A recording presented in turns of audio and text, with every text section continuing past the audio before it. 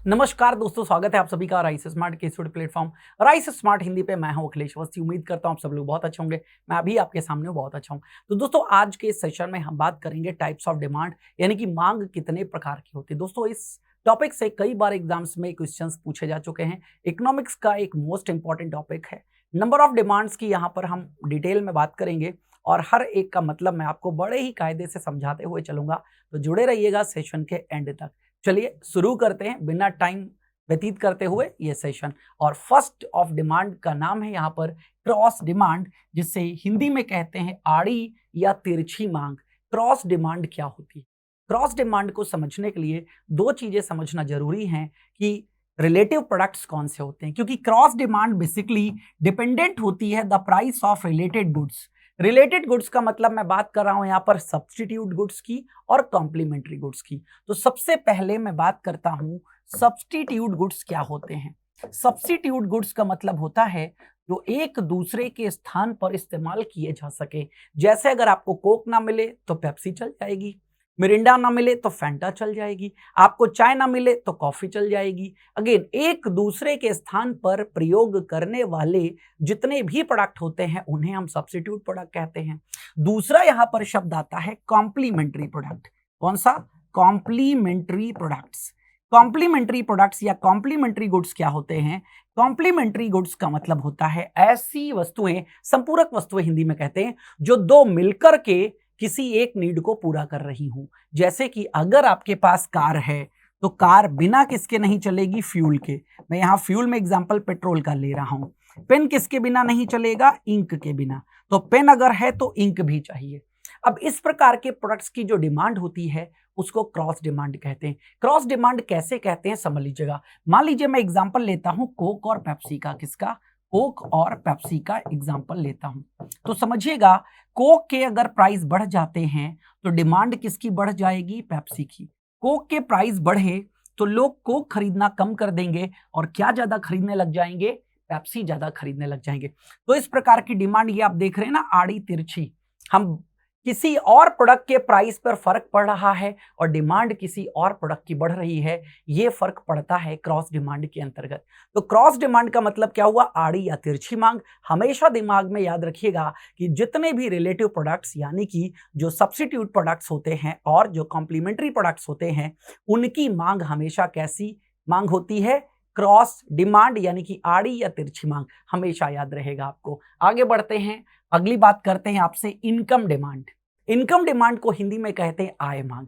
जब मांग आय पर आधारित हो, यानी कि आय में 1% का परिवर्तन होता है, तो उसकी वजह से जब मांग में परिवर्तन होता है तो इसे हम इनकम डिमांड के नाम से जानते हैं। जैसे एग्जाम्पल के तौर पे समझिएगा, यहां पर बहुत अच्छे से आपको मैं बात करता हूं। अगेन बात करूंगा दो प्रकार के प्रोडक्ट के।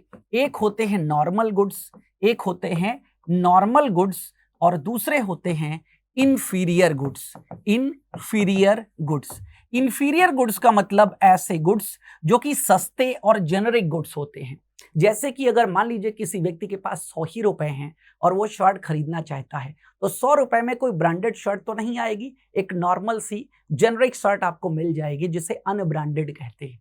तो जब पैसे कम होते हैं तब लोग जेनरिक प्रोडक्ट्स या आप कह सकते हो यहां पर जो इंफीरियर गुड्स होते हैं वो परचेज करते हैं। नॉर्मल गुड्स में वो सभी गुड्स आते हैं जो आप बजट के कॉन्स्टेंट्स के कारण कम खरीद पा रहे थे। जैसे हर व्यक्ति चाहता है कि अगेन हम क्या करें, अच्छा खाएं, रेस्टोरेंट में जाएं हर हफ्ते, ठीक है, स्विमिंग पूल जाएं, मतलब जितने भी काम आप करना चाहते हो लेकिन बजट के कारण नहीं कर पा रहे थे, तो आपकी आय जब बढ़ेगी तो नॉर्मल गुड्स आप ज्यादा कंज्यूम करना शुरू कर दोगे और इंफीरियर गुड्स की जो डिमांड होगी वो कम हो जाएगी।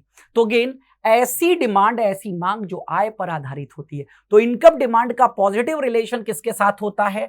नॉर्मल गुड्स के साथ, और निगेटिव रिलेशन होता है इंफीरियर गुड्स के साथ। ये रिलेशन भी याद रखिएगा, बहुत इंपॉर्टेंट है। आगे आते हैं दोस्तों, डायरेक्ट डिमांड की बात करते हैं। डायरेक्ट डिमांड का मतलब है प्रत्यक्ष मांग।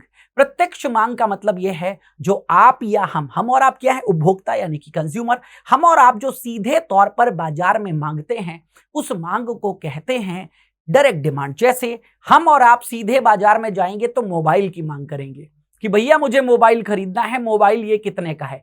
तो मोबाइल की डिमांड क्या हो गई, डायरेक्ट डिमांड, क्योंकि ये एक फाइनल प्रोडक्ट है और मैं अपने कंजम्पशन यानी कि अपने उपभोग के लिए इसको परचेज कर रहा हूं। अब सोचिए अगर मोबाइल की डिमांड बढ़ेगी तो इस मोबाइल में जितना भी रॉ मटेरियल लगा है उसकी भी तो डिमांड बढ़ेगी, लेकिन वो डिमांड हम और आप नहीं करेंगे। हम और आप मोबाइल की डिमांड करेंगे तो डायरेक्ट डिमांड, लेकिन मोबाइल को बनाने वाले प्रोड्यूसर्स जिन रॉ मटेरियल की बात करेंगे, जिन रॉ मटेरियल से ये फाइनल प्रोडक्ट बन रहा है, तो वो मांग क्या हो जाएगी, डिराइव्ड डिमांड। वो क्या हो जाएगी, डिराइव्ड डिमांड। तो डायरेक्ट डिमांड मतलब जो हम और आप लोग मांगने, और डिराइव्ड डिमांड वह डिमांड होती है जो डायरेक्ट डिमांड पर आधारित होती है। अगर मोबाइल की मांग बाजार में नहीं होगी तो याद रखिएगा, ठीक है, फिर मोबाइल कवर की भी मांग नहीं होगी। तो मोबाइल कवर की मांग डिराइव्ड डिमांड है और मोबाइल की डिमांड जो है वो डायरेक्ट डिमांड है। मोबाइल में लगने वाले रॉ मटेरियल की डिमांड डिराइव्ड डिमांड है। आगे आते हैं, बात करते हैं ज्वाइंट डिमांड, संयुक्त मांग। कई बार कई ऐसे प्रोडक्ट होते हैं जिनको एक साथ मांगा जाता है, उन्हें संयुक्त डिमांड, ये बेसिकली कॉम्प्लीमेंट्री प्रोडक्ट्स में होती है। जैसे अगर आप बाजार में क्रिकेट का बैट खरीदने जाते हैं तो क्या सिर्फ बैट लेकर के आएंगे, बैट के साथ बॉल भी तो लेकर के आएंगे। जब बैडमिंटन खरीदने जाएंगे आप बाजार में तो साथ में क्या लेकर के आएंगे, शटलकॉक भी लेकर के आएंगे। तो इस प्रकार की जो डिमांड्स होती है, यानी कि प्रोडक्ट दो हैं लेकिन मांगे एक साथ जा रहे हैं, इसलिए आप ऐसी दुकानों पर दोनों प्रोडक्ट्स को देखते हो। वहां कोई सिंगल प्रोडक्ट नहीं होगा। जो बैट को बेच रहा होगा उसके पास बॉल भी होगी, जो बैडमिंटन बेच रहा होगा उसके पास शटलकॉक जरूर होगी। तो ये ज्वाइंट डिमांड का मतलब ये है, एक साथ एक से अधिक जब प्रोडक्ट मांगे जाते हैं तो उनकी डिमांड ज्वाइंट डिमांड होती है। बेसिकली कॉम्प्लीमेंट्री प्रोडक्ट्स की डिमांड ज्वाइंट डिमांड्स होती है। अभी जो बताया था ना, कॉम्प्लीमेंट्री कार और पेट्रोल, तो कार और पेन और इंक, पेन की डिमांड है तो इंक की भी डिमांड होगी, ध्यान रखिएगा। तो ये तो हो गया ज्वाइंट डिमांड। ज्वाइंट डिमांड के बाद लास्ट में आता है कंपोजिट डिमांड। कंपोजिट डिमांड का मतलब है सम्मिश्र मांग कह लीजिए, या इसे समग्र मांग भी कहते हैं। कंपोजिट डिमांड का मतलब यह है, आपकी जरूरतें बहुत सारी हैं और प्रोडक्ट भी बहुत सारे हैं, लेकिन उन सब प्रोडक्ट का रॉ मटेरियल एक ही है, ऐसे समझ लीजिए। वो सारे प्रोडक्ट्स अलग अलग हैं लेकिन वो प्रोडक्ट फाइनली जिस प्रोडक्ट से बन रहे हैं वो एक ही है।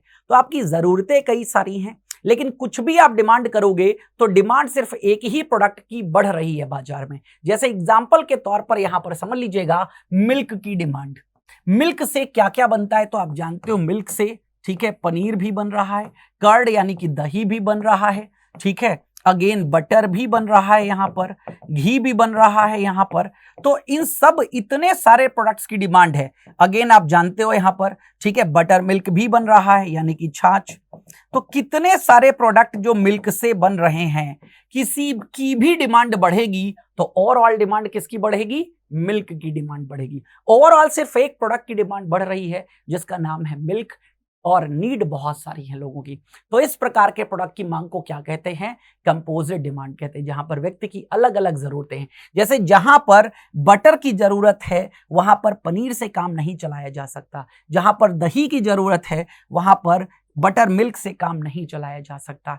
तो इस तरीके की चीजें हैं। ये तो थी सारी की सारी आपकी टाइप्स ऑफ डिमांड। तो उम्मीद करता हूं ये इकोनॉमिक डोज का सेशन आपको अच्छा लगा होगा। ऐसे इकोनॉमिक डोज के सेशन मैं इससे पहले भी ले चुका हूं, जहां पर मैंने इंपॉर्टेंट कॉन्सेप्ट्स को बहुत ही अच्छे तरीके से आपको समझाया है, बहुत ही शॉर्ट में।